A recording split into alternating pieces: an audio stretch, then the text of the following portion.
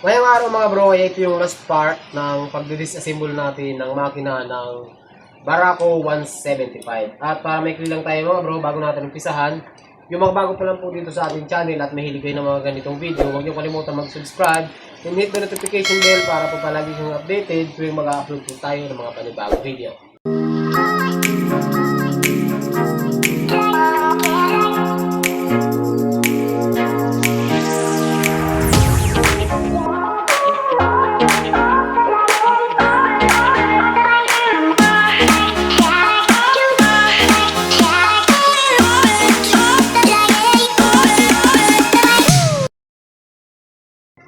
Dito mga bro, sa pagkakalas nito, ganun din, tatanggalin nyo lang yung mga 8mm. Ngayon, hindi nyo naman kayo pwede magkalas doon sa kabila kasi nandito yung mga bolt.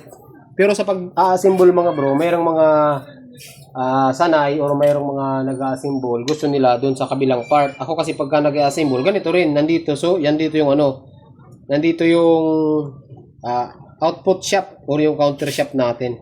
Okay, so tanggalin na natin. So sa mga hindi pala nakapanood ng sa mga hindi nakapanood ng video yung part 1, part 2, part 3 natin, bisitahin nyo na lang mga bro, available naman sa YouTube channel natin. Ayan natin Grabe, puro putik. Uy, gusto pang tumamli.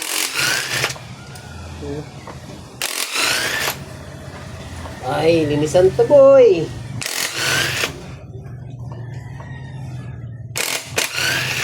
Kawawa. So, ang dumi. Dito sa loob mga bro, mayroon po ito ditong tatlong 8mm.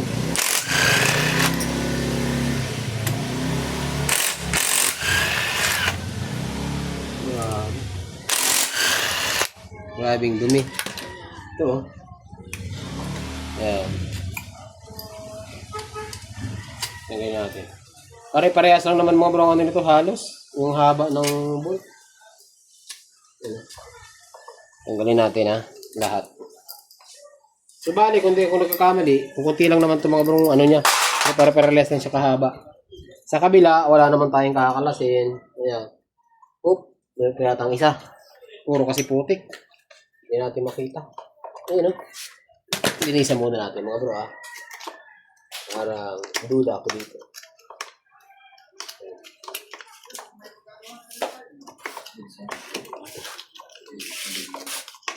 Yeah. Ay, ano ba to? Putik na boy. Yan. Okay. Kalas na mga bro. So, kalasin natin to.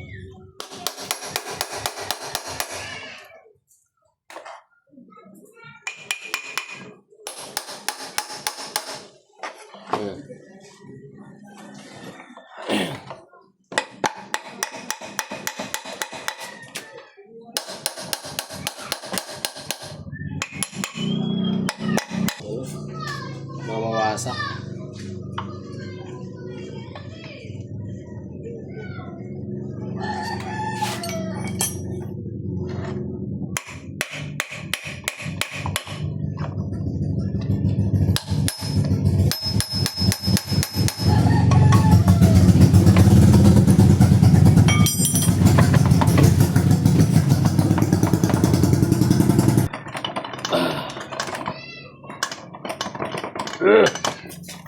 Kaya kaputi, ingat mo. Hindi, ingat mo nih.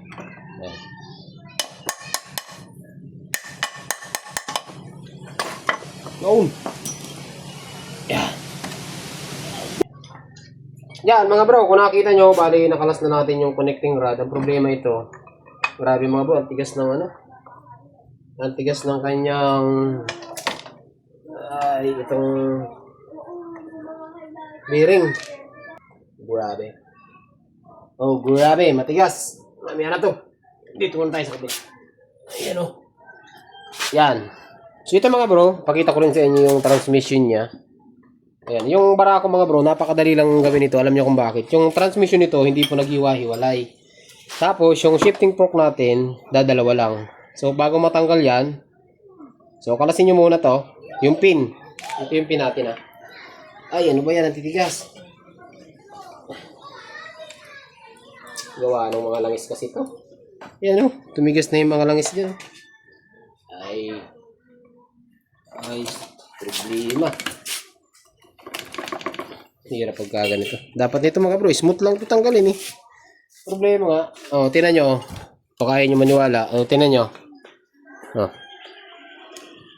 Tinan nyo, ganito lang dapat yung kay smooth. Kaso ito, tigas na. Ngayon, 0-0 lang yan dito sa shifting fork natin. Kapag kumapal yan, may hirapan na kayo magkalas. Ito yung nangyayari ngayon dito. Kaya ang hirap niya kalasin. Problema bro. Bro, problema sa motor mo. Yan o. Kalasin natin ha. Oh. Grabe. Pinahirapan tayo nito ha. Tanggal lang ng ano. Magtatanggal lang ng... Ano tayong?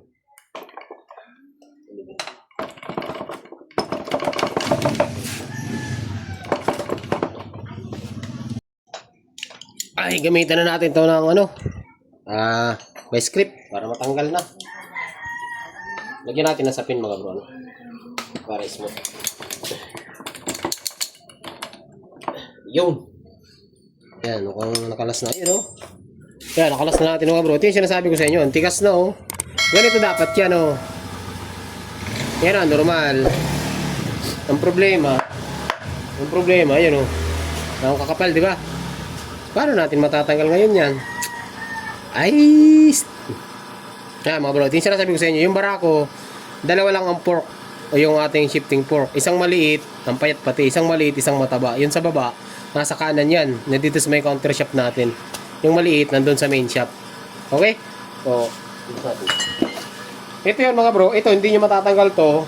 Yung shifting drum. Kasi, hindi naman natin tinanggal yung star. Yun, para matanggal nyo yun, tatanggalin nyo muna to. Ito, nagawa na rin to. Ayun, may sininsila na. Hindi tayo gumawa nito. Ito, makakalas na din to. Ay, tigas. Grabe na to.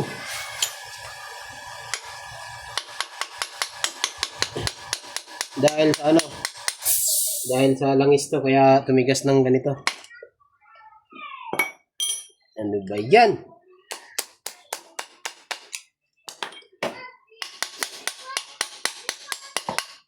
Yan. Ayun. Kalas na yung isa. Yung isa. Ayaw pa.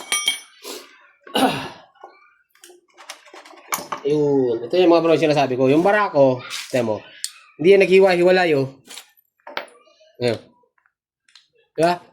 So, hindi nakakatakot magkalas ng, dun sa mga nag-aaral, hindi po nakakatakot magkalas ng barako dahil hindi siya naghihiwa-hiwalay, oh. Oh. Diba? Yung iba kasing mga transmission, pag kikinalas nyo, pag binunot nyo, hiwag-hiwag. Ito, hindi po.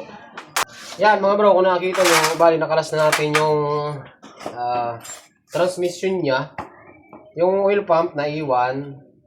Tapos itong gear natin, yung may shifting drum, tsaka yung ito. Hindi naman kasi, kahit naman kasi mga bro, dito kalasin. Ito yung tumutukod, oh. Ayan. Para pag kinambyo natin, tak, lumalagapak. Ito po yung dahilan nun. Ay, grabe, linisan to. Shifting drum, hindi na natin na, ano. Transmission, wala rin naman mga tama. Na-check na natin. Bali, ang may tama ay connecting rod. Ang may tama dito, connecting rod. Timing chain. At saka yung mga head. So, ayun mga bro, nandito lang yung video natin, ano. Abangan nyo na lang yung susunod na video natin. Pagbubuo naman.